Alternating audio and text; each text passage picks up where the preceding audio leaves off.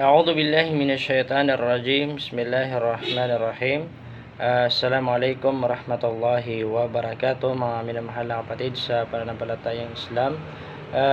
Bilang isang mananampalataya, kapag tayo ay may mga problema o may pinagdadaanan sa buhay, ay huwag natin kalimutan manalangin o magdua sa Allah subhanahu wa ta'ala, mga kapatid sa pananampalatayang Islam, dahil ang ating mga panalangin ay ito ay diringgin ng Allah subhanahu wa ta'ala, mga minamahal na kapatid sa pananampalatayang Islam.